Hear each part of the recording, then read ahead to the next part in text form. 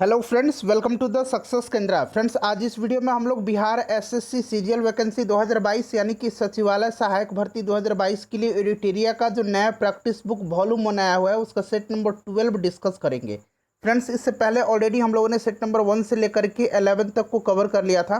तो अगर आपने नहीं देखा इन वीडियोज़ को तो निश्चित रूप से देख लीजिएगा। इन सभी वीडियोज़ का लिंक मैंने आज की इस वीडियो के डिस्क्रिप्शन बॉक्स में दे दिया है। और फ्रेंड्स, अगर आप चैनल पर पहली बार विजिट कर रहे हैं तो चैनल को सब्सक्राइब कर लीजिएगा और बेल आइकन को जरूर दबा लीजिएगा, ताकि जब भी इसी तरह का कोई भी important video Bihar SSC CGL vacancy 2022 से रिगार्डिंग अपलोड किया जाए तो उसका नोटिफिकेशन सबसे पहले आपके पास पहुंच जाए। तो चलिए फ्रेंड्स, बिना देरी किए हुए आज का सेशन स्टार्ट करते हैं। फ्रेंड्स, प्लीज़ वीडियो को लाइक कर दीजिएगा और जब सेशन समाप्त होगा तो इसे शेयर भी अवश्य कर दीजिएगा। फ्रेंड्स, जैसे कि मैंने आपको बताया कि इस वीडियो में हम लोग बिहार एसएससी सीजीएल वैकेंसी 2022 यानी कि सचिवालय सहायक भर्ती 2022 के लिए एडिटोरिया का जो नया प्रैक्टिस बुक वॉल्यूम 1 आया हुआ है उसका सेट नंबर 12 हम डिस्कस करेंगे। तो चलिए फ्रेंड्स, आज का सेशन स्टार्ट करते हैं। पहले फ्रेंड्स, प्लीज़ वीडियो को लाइक कर दीजिएगा। थोड़ा सा मैं जूम कर देता हूँ ताकि आपको प्रश्न जो है स्पष्ट दिखाई दे। अब यहाँ पर ध्यान देंगे, क्वेश्चन नंबर 1 से लेकर के क्वेश्चन नंबर 25 तक में जो है फ्रेंड्स मैथ के प्रश्न है। और देखिए, जितने भी मैथ और रीजनिंग के प्रश्न हैं उनका मैं पीडीएफ आपको सॉल्यूशन सहित टेलीग्राम पर उपलब्ध करवा रहा हूँ। टेलीग्राम चैनल का नाम हमारा सक्सेस केंद्रा है। वहाँ पर आपका 23.5 के सब्सक्राइबर हैं, यहीं पर आपको जुड़ना है। वैसे लिंक आपको डिस्क्रिप्शन बॉक्स में मिल जाएगा टेलीग्राम चैनल का, आप लोग निश्चित रूप से जुड़ जाइएगा। चलिए क्वेश्चन नंबर हम लोग 26 पर आते हैं। ठीक है, देखिए क्वेश्चन नंबर 26 जो है साइंस का प्रश्न है। 26 से science, GK, GS, current affair के प्रश्न स्टार्ट हो रहे हैं।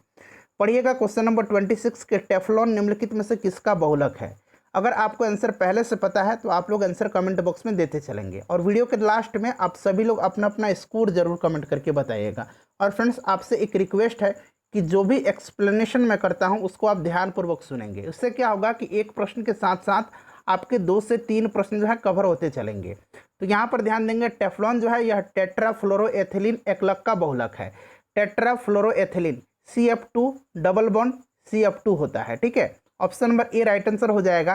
टेफ्लॉन का इस्तेमाल जो है नॉन स्टिकी बर्तन बनाने में किया जाता है। उसके बाद चलिए 27 नंबर है कि निम्नलिखित में से किसकी मात्रा अम्ल वर्षा यानी कि एसिड रेन में सबसे अधिक होती है। तो सबसे अधिक एसिड रेन में मात्रा होती है H2SO4 की। ठीक है, लगभग 65% तक इसकी मात्रा होती है एसिड रेन में। उसके बाद नेक्स्ट क्वेश्चन है कि आयोडीकृत लवण में रहता है। तो देखिए, आयोडीकृत लवण में क्या रहता है, तो ये पोटेशियम आयोडाइड रहता है। क्या रहता है फ्रेंड्स? पोटेशियम आयोडाइड रहता है। ठीक है, आयोडीकृत लवण में पोटेशियम आयोडाइड होता है, ध्यान रखेंगे। राइट आंसर इसका ऑप्शन नंबर डी हो जाएगा। सोडा वाटर की बोतल खोलने पर निकलने वाली गैस कौन सी है? तो ये आपको पता है, ये गैस है CO2 यानी कि carbon dioxide. Option number A जो होगा इसका राइट आंसर हो जाएगा। ठीक है, देखिए कार्बन डाइऑक्साइड गैस का प्रयोग अधिक दाब पर कार्बनीकृत मृदु पेय जैसे सोडा वाटर, कोल्ड ड्रिंक्स इत्यादि में किया जाता है। अच्छा, जो चिप्स का पैकेट होता है उसमें कौन सी गैस भरी जाती है? तो उसमें नाइट्रोजन गैस भरी जाती है, ये भी पूछा जाता है। ठीक है, चलिए क्वेश्चन नंबर 30 है कि एक हाइड्रोकार्बन जिसमें कार्बन के 2 परमाणु द्विबंध के द्वारा बने हैं, यानी कि द्विबंध के द्वारा बने हैं, ये क्या कहलाते हैं? तो ये एल्कीन कहलाते हैं। सिंगल बॉन्ड जो होता है ना, ये एल्केन होता है। ट्रिपल बॉन्ड जो होता है ये एल्काइन होता है। ठीक है, ये सब आप ध्यान रखेंगे। चलिए उसके बाद अगला प्रश्न हमारा है कि नीला थोथा का रासायनिक नाम क्या है? नीला थोथा यानी कि ब्लू विट्रियोल। तो देखिए, ब्लू विट्रियोल का रासायनिक नाम जो है ये कॉपर सल्फेट है। कॉपर सल्फेट हो जाएगा CuSO4 इंटू 5H2 इसका फॉर्मूला होता है। ठीक है, उसके बाद ग्रीन विट्रियोल, ये आयरन सल्फेट होता है। इसका फॉर्मूला ग्रीन विट्रियोल का FeSO4 इंटू 7H2O होता है। उसके बाद रेड विट्रियोल कोबाल्ट सल्फेट होता है। कोबाल्ट सल्फेट होता है। ठीक है, CuSO4 इंटू 7H2O होता है।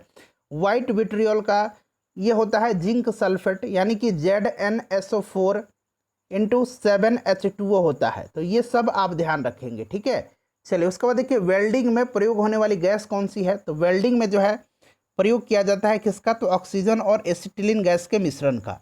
ठीक है, तो राइट आंसर इसका हो जाएगा ऑक्सीजन और एसिटिलीन यानी कि ऑप्शन नंबर सी। उसके बाद चलिए क्वेश्चन नंबर 33 है कि पेरियार अभयारण्य निम्न में से किसके लिए प्रसिद्ध है? अच्छा, पेरियार जो है ये केरल में है और यह प्रसिद्ध किसके लिए है बताइए? तो राइट आंसर इसका हो जाएगा बाघों के लिए। अगला प्रश्न है कि वातावरण में किस गैस की कमी के कारण त्वचा के कैंसर के अवसर बढ़ जाएंगे। तो यह ओजोन है। ओजोन की कमी होने के कारण त्वचा के कैंसर का अवसर बढ़ जाएगा, क्योंकि यह सूर्य की परावैंगनिक किरणों को अवशोषित करती है। अगर ये नहीं रहेगी तो अवशोषित नहीं कर पाएगी, तो इसीलिए राइट आंसर ओजोन हो जाएगा। अच्छा, ओजोन का कभी कभी क्या होता है ना कि फॉर्मूला पूछा जाता है, तो आपको पता होना चाहिए O3 जो होता है ये ओजोन का फॉर्मूला होता है। उसके बाद देखिएगा कि भारत में निम्न में से कौन नवीकरणीय ऊर्जा स्रोत सर्वाधिक संभाव्यता वाला है। तो सबसे ज़्यादा सौर शक्ति है, सौर ऊर्जा है। ठीक है, सौर ऊर्जा। राइट आंसर इसका सौर शक्ति हो जाएगा, option number A right answer हो जाएगा। क्लियर। चलिए देखिए, राष्ट्रीय सौर मिशन जो है इसके विकास में लगा हुआ है। और देखिए जो नॉर्थ ईस्ट स्टेट है एक सौर ऊर्जा संयंत्र के लिए स्थापना लागत कर 70% सब्सिडी प्रदान करता है। वहाँ जो है नवीकरणीय ऊर्जा मंत्रालय के द्वारा ये प्राप्त करते हैं।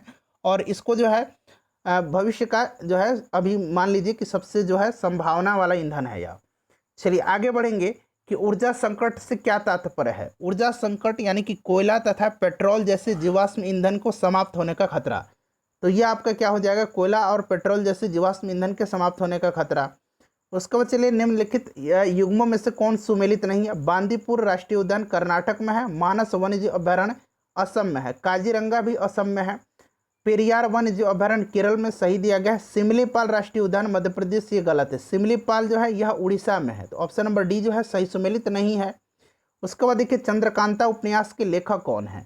पुस्तक और लेखक का मैंने स्पेशल वीडियो आपको करा दिया है। साथ ही साथ एक और हम लोग प्रैक्टिस सेट कवर कर रहे हैं, उसका सेट नंबर 11 तक हम लोगों ने ऑलरेडी कवर कर लिया है। सभी वीडियोज़ का लिंक डिस्क्रिप्शन बॉक्स में मिल जाएगा, आप लोग देख लेंगे। तो राइट आंसर हो जाएगा देवकी नंदन खत्री। ठीक है, देवकी नंदन खत्री नाम इनका ध्यान रखेंगे, पूछा जाता है। अच्छा, अगर इनसे पूछा जाए कि इनकी अतिरिक्त और कौन सी रचना है, तो कागज की कोठरी। ठीक है, कागज की कोठरी याद रखेंगे। उसके बाद देखिए विश्व पर्यटन दिवस कब मनाया जाता है। विश्व पर्यटन दिवस जो है प्रत्येक वर्ष 27 सितंबर के दिन मनाया जाता है। Option number C right answer हो जाएगा वर्ल्ड टूरिज्म डे। ठीक है, इसका थीम क्या था, तो टूरिज्म फॉर इंक्लूसिव ग्रोथ।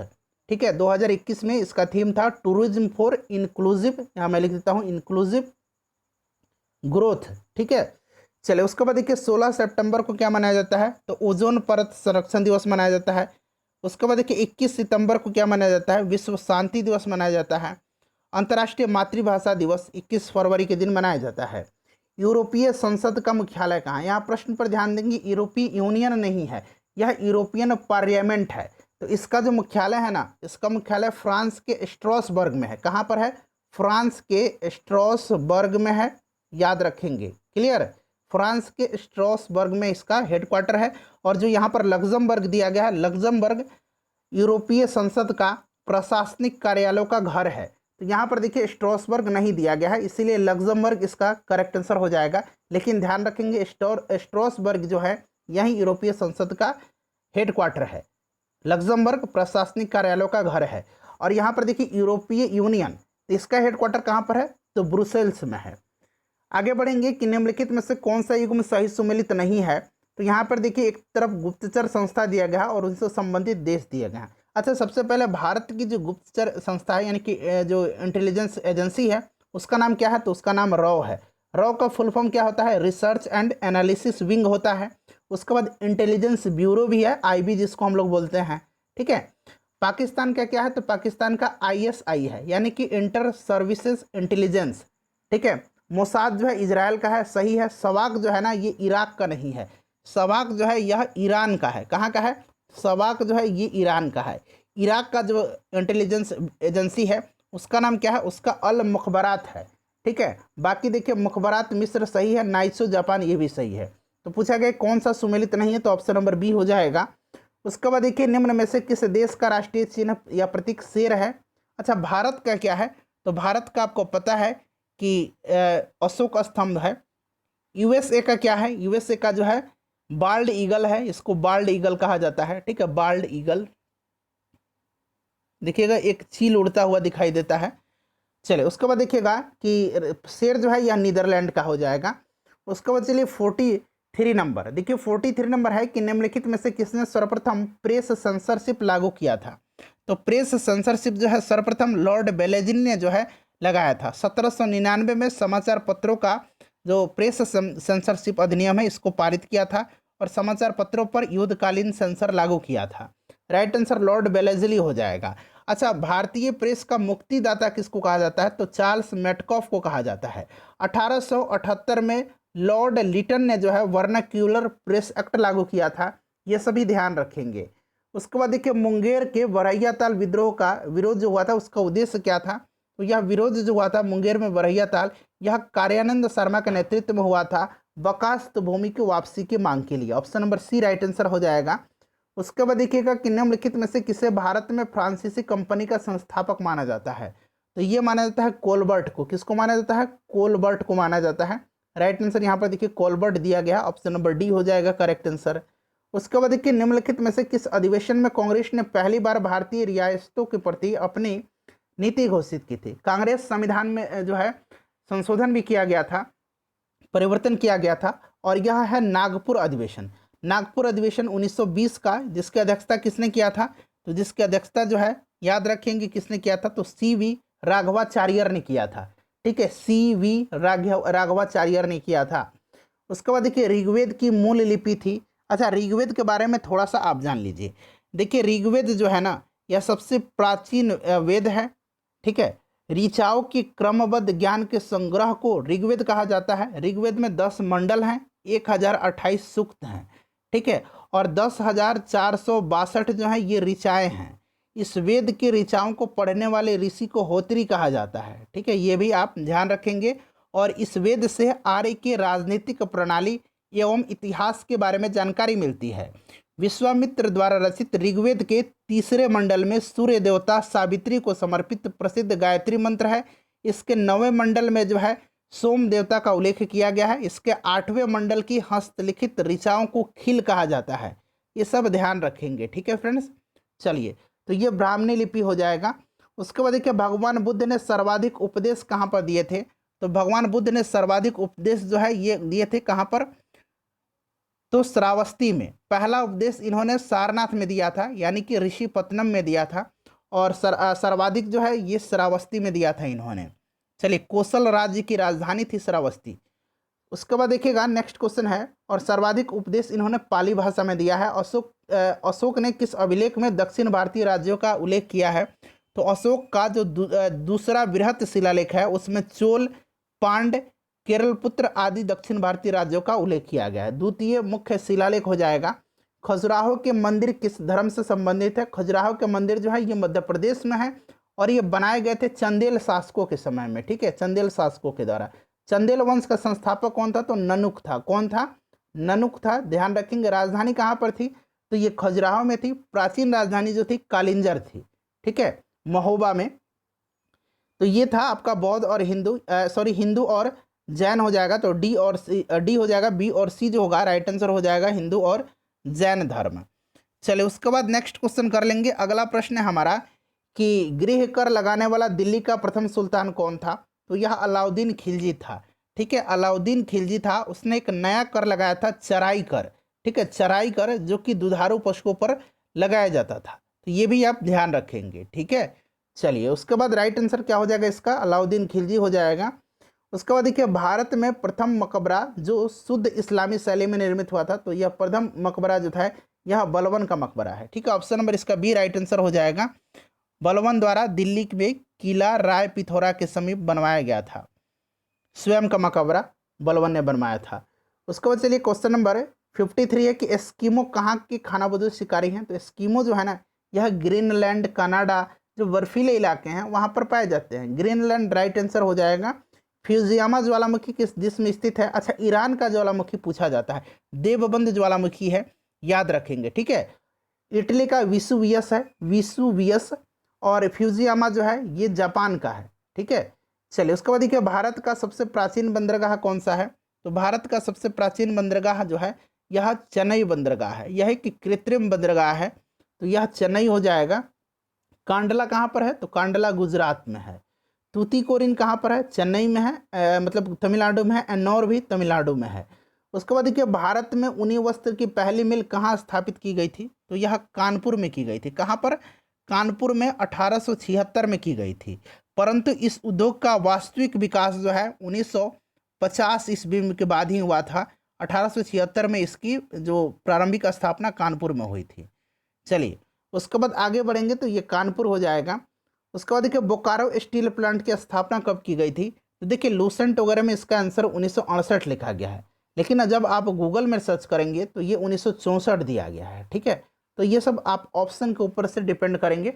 देखिए 1964 में जो है सोवियत संघ के सहयोग से इसे स्थापित किया गया था। चलिए आगे बढ़ेंगे कि जलोढ़ मिट्टी में किसकी बहुलता होती है, तो देखिए जलोढ़ मिट्टी में जो है पोटास की बहुलता होती है। ठीक है, इसमें पोटास की बहुलता होती है, जबकि नाइट्रोजन, फास्फोरस और ह्यूमस का कमी होता है। ठीक है, तो ये सब ध्यान रखेंगे। पोटास हो जाएगा। सर्वाधिक क्षेत्र में पाई जाती है जलोढ़ मिट्टी। नदियों द्वारा बहाकर लाई गई मिट्टी को जलोढ़ मिट्टी कहा जाता है। निम्नलिखित में से कौन सी सहायक नदियाँ कृष्णा की नहीं है, तो देखिए इसमें से जो कृष्णा की सहायक नदी है वो आपका पंचगंगा, कोयना और घाट प्रभा है। ठीक है, ये वर्धा जो है ना, वर्धा यह गोदावरी और तुंगभद्रा की सहायक नदी है। उसके बाद देखिएगा क्यूरेशियो जलधारा का संबंध उसमें कौन सा सही है, तो क्यूरेशियो जलधारा जो है यह प्रशांत महासागर की, ठीक है, यह क्यूरेशियो जलधारा जो है ध्यान रखेंगे यह प्रशांत महासागर की जलधारा है। और किस प्रकार की जलधारा है तो ये भी आपको ध्यान रखना है। किस प्रकार की जलधारा है तो ये भी आपको ध्यान रखना है। यह जो है प्रशांत महासागर की गर्म जलधारा है, जबकि क्यूराइल जो है ना, क्यूराइल क्यूराइल क्यूराइल जो है यह प्रशांत महासागर की ठंडी जलधारा है और ये गर्म जलधारा, प्रशांत महासागर की गर्म जलधारा। उसके बाद देखिए किसी राज्य में विधान परिषद की संरचना अथवा विघटन किया जा सकता है, तो यह जो है किया जा सकता है किसके द्वारा बताइए, तो किसी राज्य का विधानसभा अपने कुल सदस्यों के पूर्ण बहुमत तथा उपस्थित मतदान करने वाले सदस्यों के 2/3 बहुमत से प्रस्तावित करे तो संसद उस राज्य में विधान परिषद स्थापित कर सकती है अथवा उसका विघटन यानी कि उसका लोप कर सकती है। तो राइट आंसर इसका क्या हो जाएगा, राइट आंसर इसका हो जाएगा संसद के द्वारा। उसके बाद देखिएगा कि भारत के राष्ट्रपति को निम्न में से कौन सा अधिकार प्राप्त नहीं है, देखिए नहीं पूछा गया है, तो क्षमा दान है बिल्कुल, आपातकाल की है और अध्यादेश जारी करने की अनुच्छेद 123 में आपको याद भी होगा। न्यायालय के न्यायाधीश को हटाने का अधिकार नहीं है। देखिए न्यायालय के जो न्यायाधीश है ना उसको भारत का जो संसद है उस पर महाभियोग की प्रक्रिया ला करके उसको हटा सकता है। उसके बाद चलिए क्वेश्चन नंबर 63 नंबर है, यहाँ पर देखिएगा कि भारत के संदर्भ में निम्न में से कौन धर्मनिरपेक्ष शब्द का सही भाव व्यक्त करता है, तो धर्मनिरपेक्ष का मतलब है कि भारत में राज्यों का कोई धर्म नहीं है, यानी कि option number A right answer इसका हो जाएगा। उसके बाद देखिए कि यदि भारतीय संघ में एक नए राज्य का सृजन किया जाता है तो संविधान की किस अनुसूची का संशोधन करना होगा, तो यह प्रथम अनुसूची है, पहली अनुसूची है। ठीक है, आपने पढ़ा होगा कि पहली अनुसूची में राज्यों एवं उनके क्षेत्र का विवरण दिया गया है, तो राइट आंसर पहली अनुसूची हो जाएगा। उसके बाद देखिए भारतीय संविधान में निम्न में से कौन सा जो है समानता के मौलिक अधिकार में सम्मिलित नहीं है, तो यह आपका हो जाएगा आर्थिक समानता।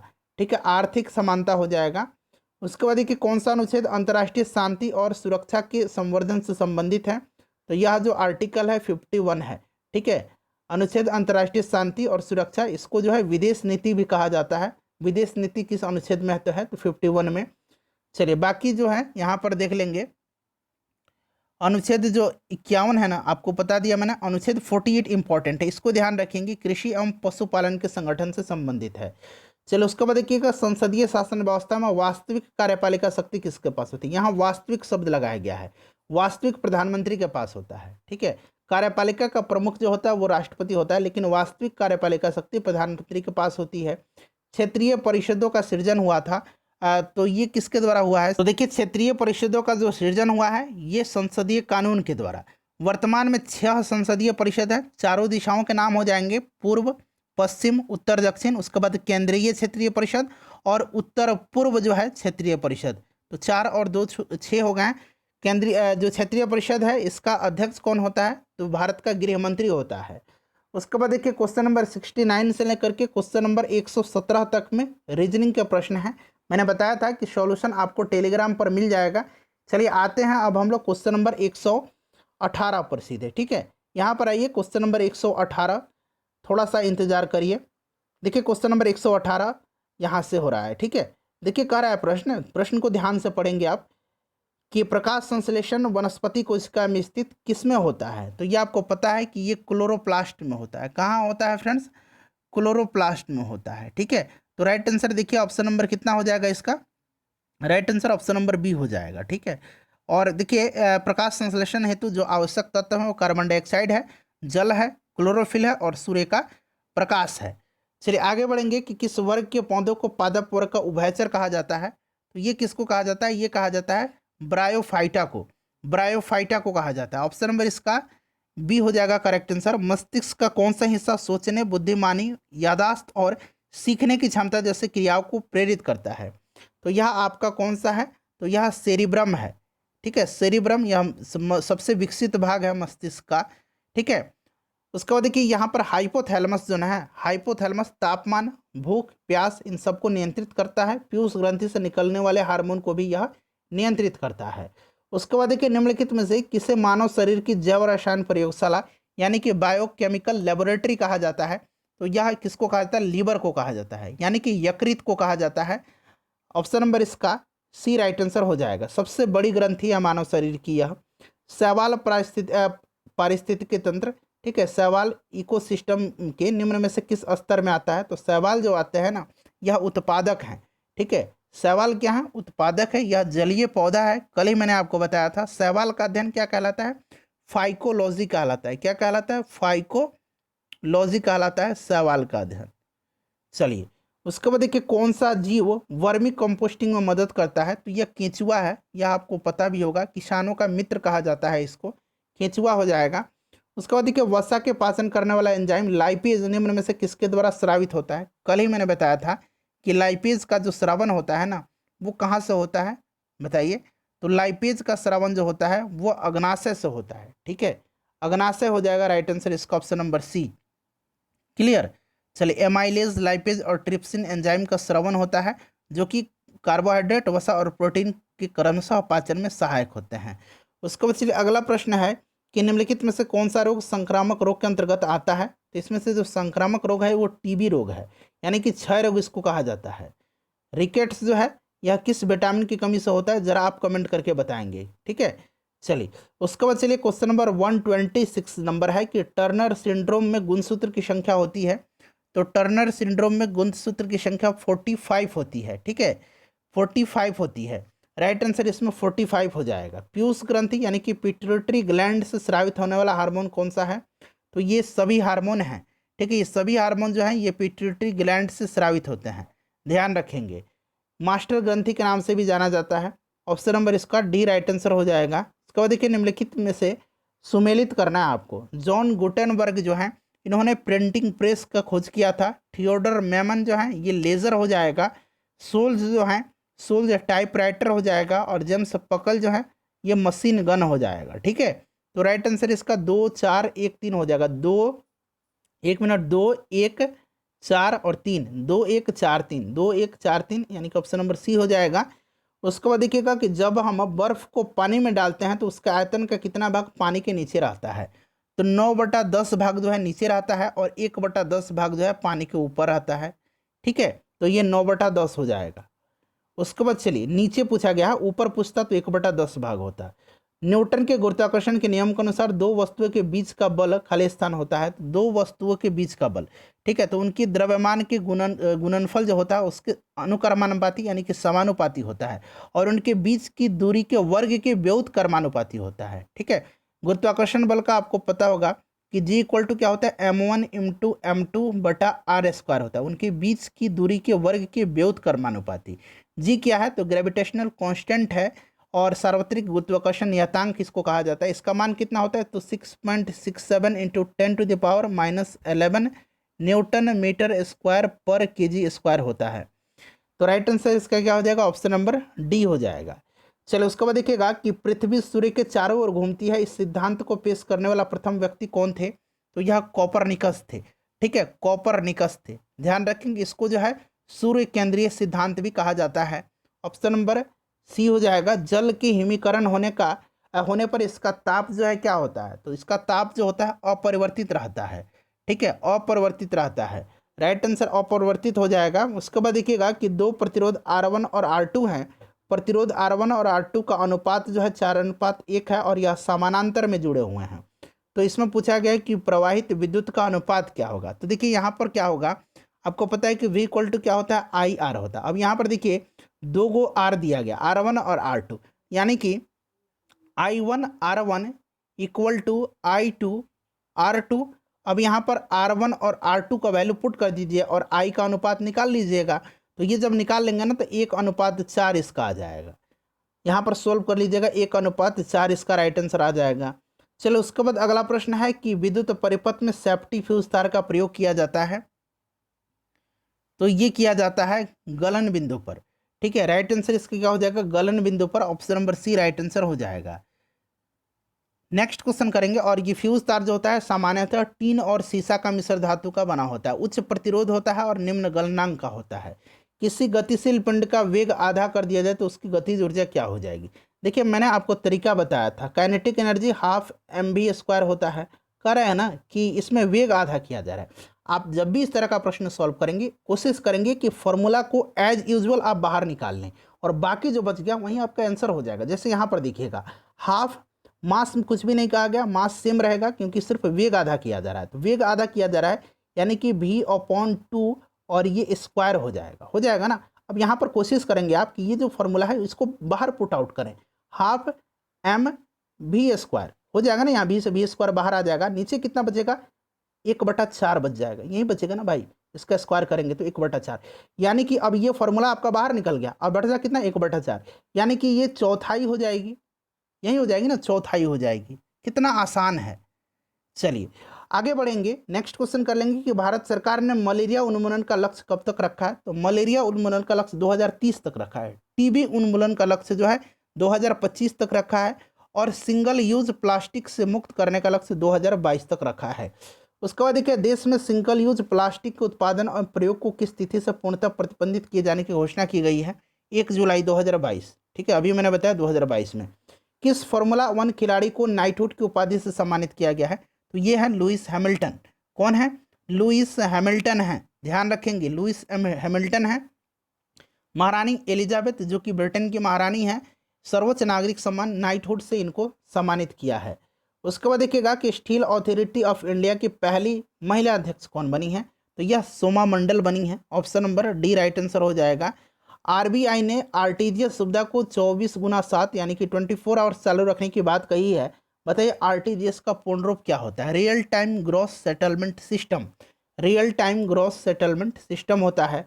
भारतीय नौसेना ने किस देश की नौसेना के साथ बोंगो सागर युद्धाभ्यास अक्टूबर 2022 में किया है।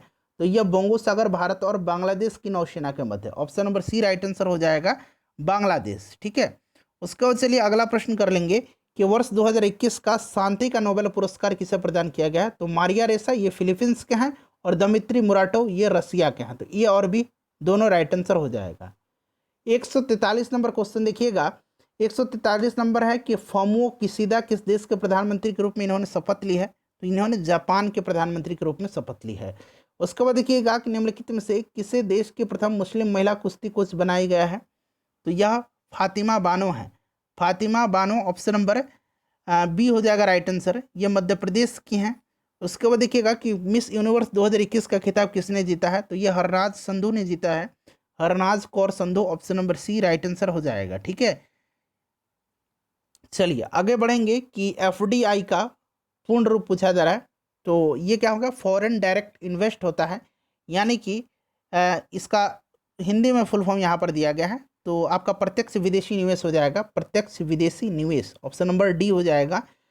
एक मिनट, हाँ ऑप्शन नंबर डी हो जाएगा। उसके बाद देखिएगा कि एक वर्ष में किसी देश की घरेलू सीमा के भीतर उत्पादित समस्त अंतिम वस्तु और सेवाओं को क्या कहते हैं।